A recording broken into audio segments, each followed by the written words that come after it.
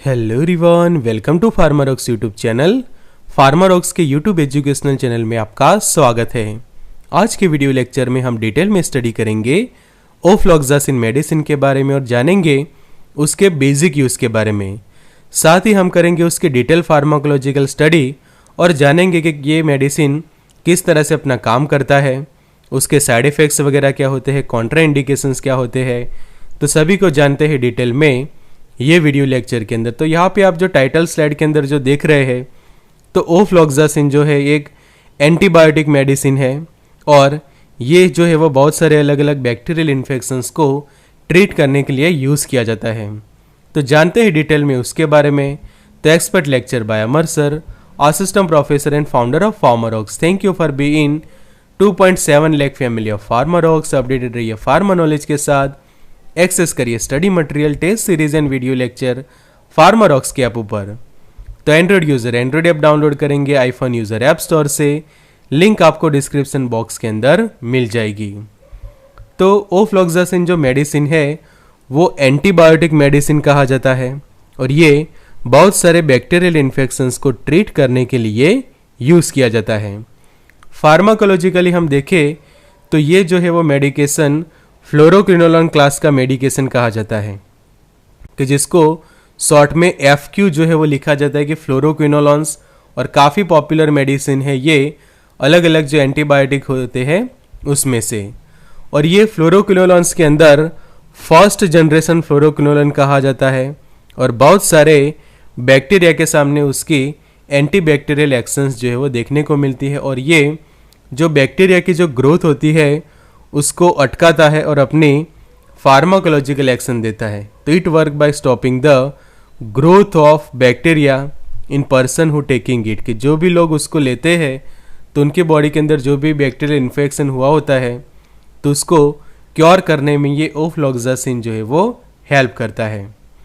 तो उसके basic use हम समझे तो कौन से अलग अलग इन्फेक्शंस को ट्रीट करने के लिए ओफ्लॉक्सासिन यूज़ किया जाता है। तो एक है न्यूमोनिया एंड लंग इन्फेक्शंस, कि जो रेस्पिरेटरी ट्रैक रिलेटेड जो इन्फेक्शंस होते हैं और उसमें भी लंग्स के अंदर जो इन्फेक्शंस फैलते हैं जैसे कि न्यूमोनिया वगैरह होता है, तो उसके इलाज में भी ओफ्लॉक्सासिन जो है वो यूज़ किया जाता है।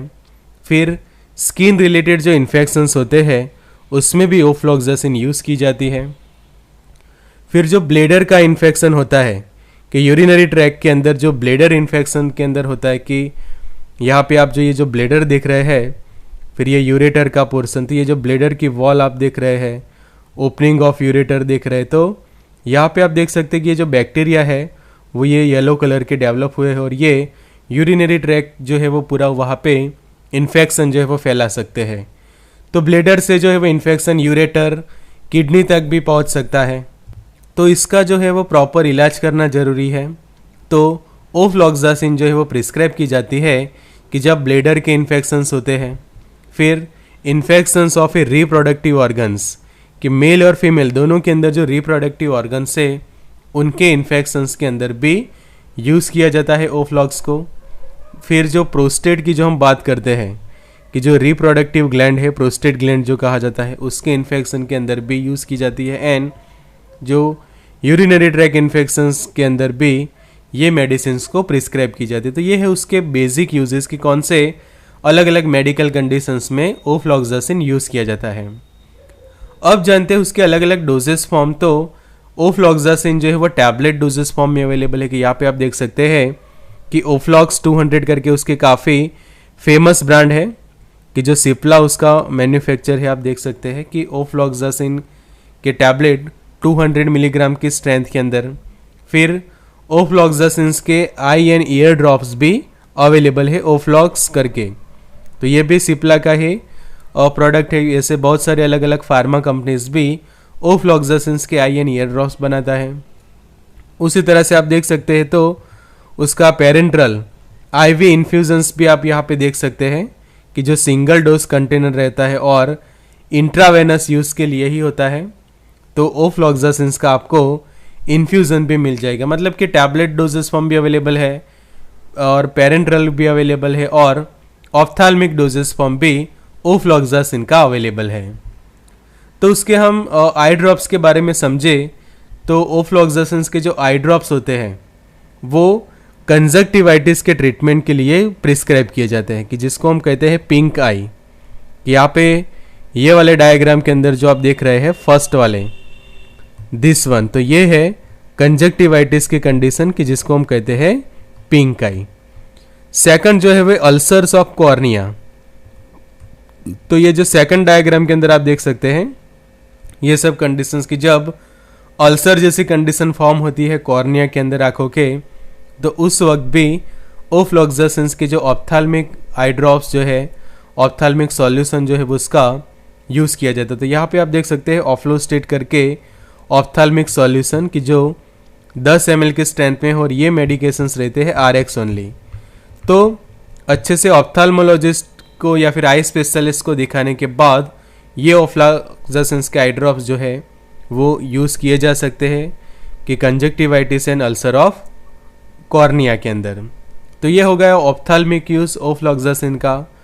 अब आपने जाना होगा कि ओफ्लॉक्सासिन जो है वो कॉम्बिनेशन में कई बार यूज़ किया जाता है ऑर्निडाजोल के साथ। तो ओफ्लॉक्सासिन भी एंटीबायोटिक है, ऑर्निडाजोल भी एंटीबायोटिक है, तो दोनों का जो कॉम्बिनेशन है वो अलग अलग बैक्टीरियल एंड पैरासाइट के इन्फेक्शंस के अंदर यूज़ किया जाता है। जैसे कि किसी को एक्यूट डायरिया है तो उसके इलाज में यहाँ पे आप देखो रैनबैक्सी का ये जो प्रोडक्ट है ऑन ऑफ ओजेड करके, तो ये जो है वो एक्यूट डायरिया के ट्रीटमेंट में यूज़ किया जाएगा, जिसके अंदर ओफ्लॉक्सासिन एंड ऑर्निडाजोल दोनों जो है वो प्रेजेंट है। कि ओफ्लॉक्सासिन जो है उसके अंदर है 200 मिलीग्राम के अंदर रहता है, और यहाँ पे आप देखो तो ऑर्निडाजोल की स्ट्रेंथ जो लिखी है वो है अराउंड 500 मिलीग्राम।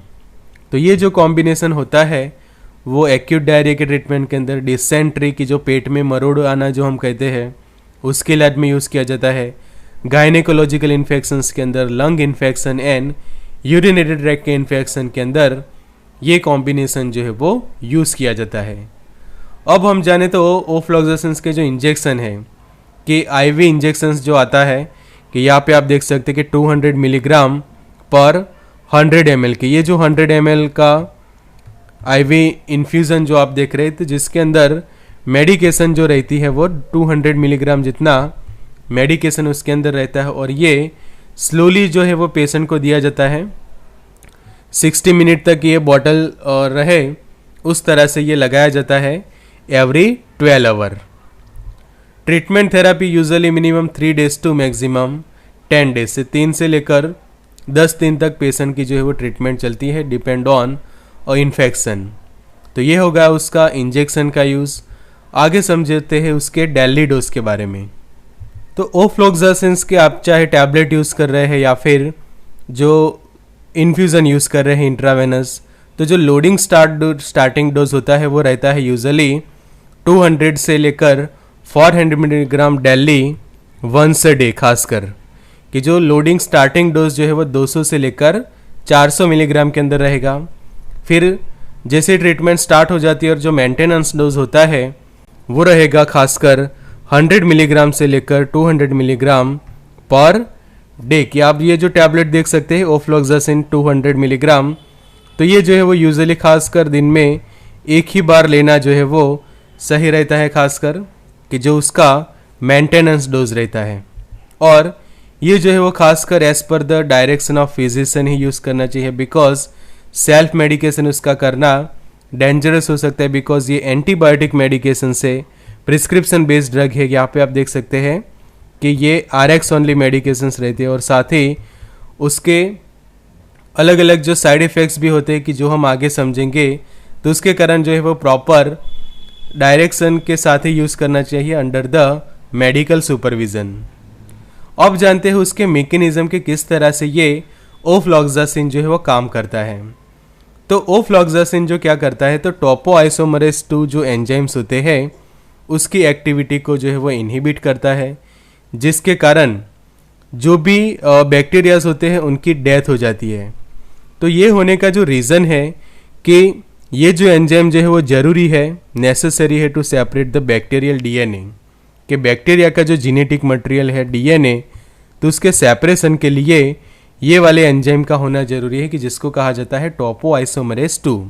अब ओफ्लॉक्सासिन क्या करती है, ये एंजाइम की जो एक्टिविटी है उसको कंप्लीटली इनहिबिट कर देता है, जिसके कारण क्या हो जाता है, एंजाइम्स हो जाते हैं डिसेबल, और डिसेबल एंजाइम जो है वो आगे ये डीएनए के सेपरेशंस के प्रोसेस नहीं कर पाते।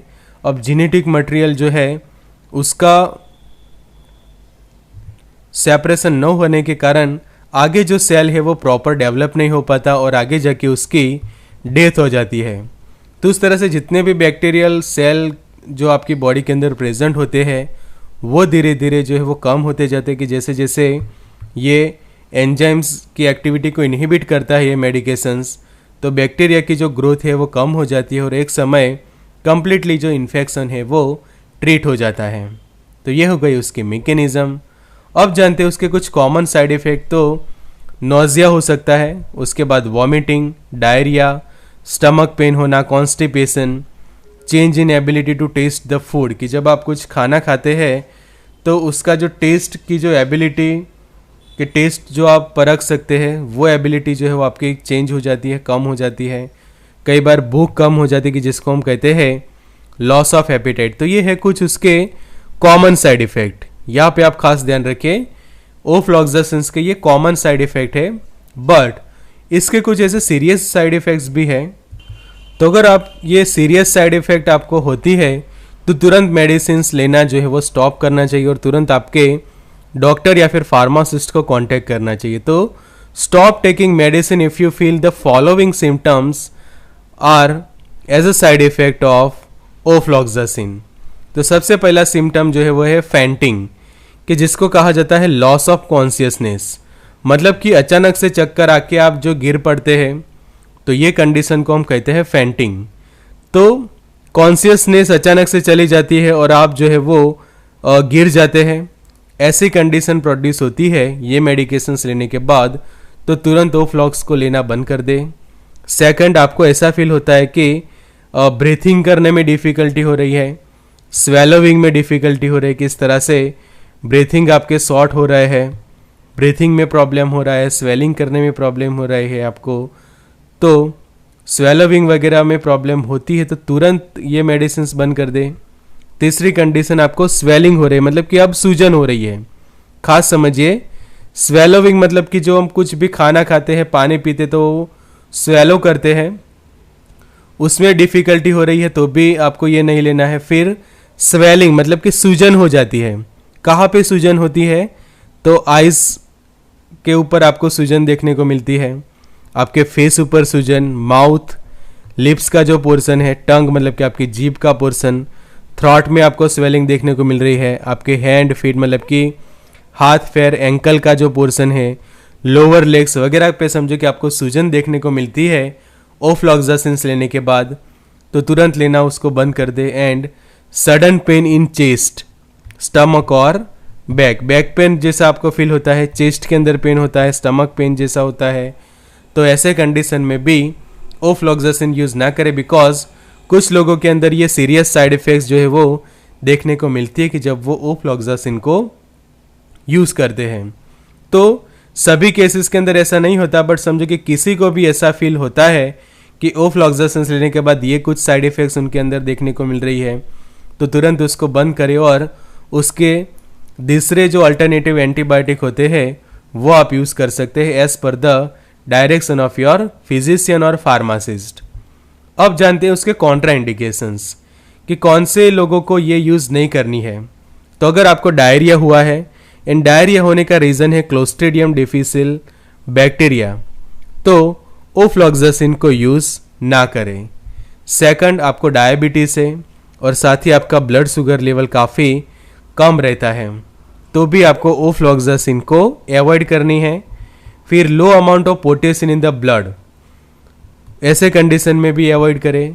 फिर लो सीजर थ्रेशोल्ड, कि आपको सीजर्स की कंडीशंस रहती है तो भी यूज़ ना करें। लंग्स, किडनी या फिर हार्ट ट्रांसप्लांट किए हुए आप पेशेंट हैं, कि कुछ ऐसे लोग होते हैं कि जिसके अंदर हार्ट ट्रांसप्लांट किया होता है, किडनी या फिर लंग्स, तो वो लोग भी ओफ्लॉक्सासिन को यूज़ ना करें।